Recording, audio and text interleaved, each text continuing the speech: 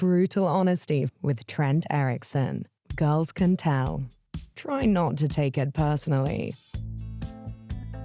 We all do it. We hear some weird old saying and just kind of roll with it. Kick the bucket, pleased as punch, a horse apiece. And no one stops to ask, what the hell does that mean? Well, I do. Because I can't help but wonder, who was the first person to say that? What were they thinking? And how confused was the poor bastard who first heard it? Welcome to Season 2. We're back in the groove now, and I figured, let's ease into something that's familiar. Old sayings, idioms, phrases that sound like gibberish unless you grew up hearing them 600 times and just assume they somehow made sense to someone. Today, we pull a few of these out of something that resembles a language junk drawer and ask, what the hell were you actually talking about? And you can take that to the bank. It's supposed to mean, I'm so confident about this that you can trust it.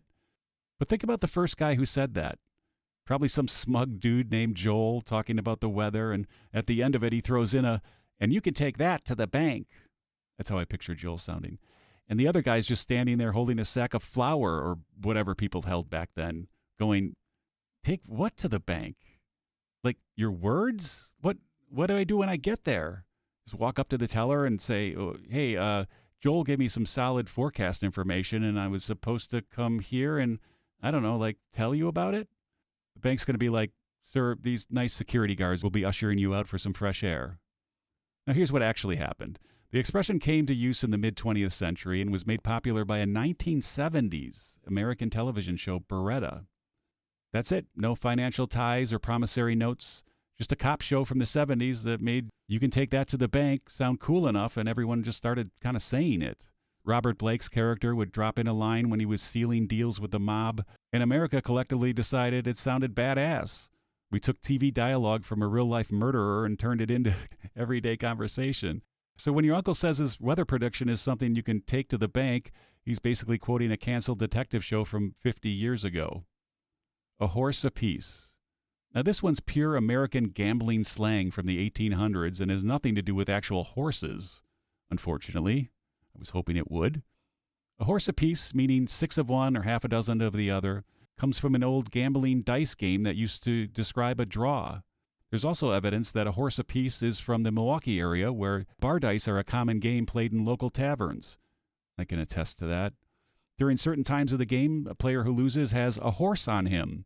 If all players end up with a horse on him, it's said to be a horse apiece. Yeah, that about checks out to Milwaukee area slang. I can certainly say that because I'm from there. So it's definitely gambling related, but the specifics are fuzzy. Could be a general dice games, could be specific to the Milwaukee bar dice culture. Yeah, that's a thing. Either way, it meant even odds, no advantage either way, 6 of one, half a dozen of the other. Plus, it's just fun to say. Let's face it. This phrase only survives in specific regions, used outside of the upper Midwest, and people think you're having a stroke. It's an artifact of Mississippi riverboat gambling that somehow got preserved in Wisconsin, not unlike the fish fry. As I've come to find out the hard way, seriously, you can't get a decent fish fry in Chicago to save your life. I've tried. Knock your socks off. This sounds like commercial copy I might read for a particularly aggressive foot massage, but it's actually about violence. Here's the problem. I can't find any solid evidence for 1800s boxing origin, which I've heard claimed before. What I can tell you is the phrase means to overwhelm or impress someone dramatically, but the exact origin seems unclear. This is a good reminder that just because something sounds plausible doesn't make it true. Sometimes the real answer is, nobody knows where it came from, but we all know what it means. We use it to describe mildly impressive restaurant appetizers.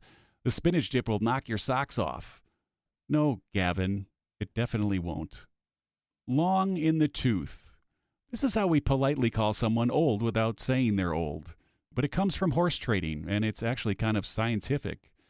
Horse teeth continue growing throughout their lives, but their gums recede with age, so older horses literally have longer-looking teeth. Horse traders could estimate a horse's age just by checking its teeth. This is how we got don't look a gift horse in the mouth as well. At some point, people started applying this to humans, which is really insulting when you think about it. You're essentially saying, you remind me of aging livestock that I'd like to evaluate out on the street for purchase. But it's stuck and it's accurate. We do get longer teeth as we age. Gums recede, teeth shift. We're all slowly turning into horses, apparently. Bite the bullet. Everyone knows this means to endure something difficult. The story everyone tells about battlefield surgery, though? Mostly BS. Evidence for biting a bullet rather than a leather strap during surgery is sparse. Although Harriet Tubman related having once assisted in a Civil War amputee in which the patient was given a bullet to bite down on, it's been speculated to have evolved from a British expression to bite the cartridge, which dates to the Indian Rebellion of 1857. So there's one documented case, Harriet Tubman's account, but mostly it probably comes from soldiers literally biting cartridges to open them, which was standard procedure for loading muskets. The dramatic surgery story sounds better, so that's what stuck. But the reality is more boring than the myths we create around our language. We turned routine military procedure into a metaphor for enduring pain. Then we invented a more dramatic backstory to make it sound cooler. Riding shotgun. Today, this means you call dibs on the front passenger seat. Originally, it meant you were prepared to kill people. Stagecoach guards in the American West literally rode with shotguns, specifically short-barreled, widespread weapons perfect for close-range defense against bandits. Oh, why don't we say bandits anymore? Think sawed-off shotgun. The guard sat next to the driver, weapon ready, scanning for threats. It was a dangerous job. These weren't ceremonial guards. They were expected to use those guns. Stagecoach carried mail, money, and valuable cargo. Bandits were a real frequent threat. The shotgun rider was basically a mobile security force with one job, to keep everyone alive and the cargo secure. Now it's about getting control of the radio and slipping in a Boston song every now and then. What used to mean frontier violence is now a bro saying. Do girls call shotgun? I don't think I've ever heard a girl call shotgun before. Kick the bucket. Now, people think this is a fun way to say someone died. It's not fun. The most credible theory traces back to 16th century slaughterhouses. Pigs were hung from wooden beams called a bucket, from the old French bouquet, meaning balance. My French is a little rusty. I kind of stopped learning it when I broke up with the French girl. When pigs were killed, they would thrash and kick against this beam. So kicking the bucket literally meant the death throes of a pig being slaughtered. Another theory involves suicide by hanging, standing on a bucket, then kicking it away. Both theories involve violent death that we've turned into polite conversation. Oh, Uncle Frank, he kicked the bucket. You're basically saying Uncle Frank died like livestock in a slaughterhouse. Tickled pink. Now this sounds innocent, something pleasant that makes you happy. The expression tickled pink comes from 17th century meaning of tickle, which is to give pleasure or gratify.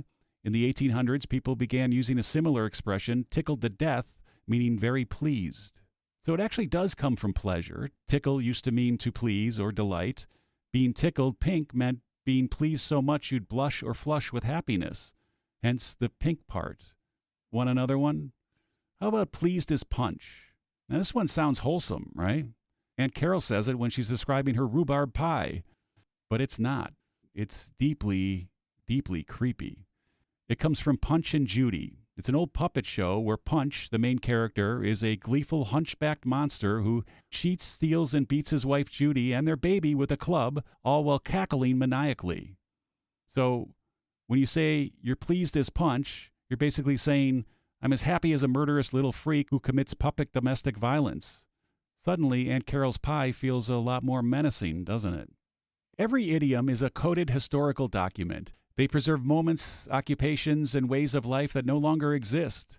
When we say these phrases, we're channeling 1970s TV cops, frontier security guards, and slaughterhouse workers. We're speaking their language without knowing their stories. Many of these phrases survived because they described something so vivid and specific that people remembered them long after the context disappeared. The interesting thing is, we keep creating new ones. In 50 years, someone's going to wonder why people say, it slaps, or no cap, and we'd have to explain Atlanta hip-hop culture. Language is like time travel. Every phrase is a look into someone else's very specific moment in their life. Next week on Girls Can Tell, bad advice. The kind people give you with good intentions but mean nothing. You know the ones. Just be yourself. Everything happens for a reason. You should try smiling more. Yeah, I heard those my whole life growing up. Well, we're unpacking them. And until then, don't you go changing. Oh, see, there's another one.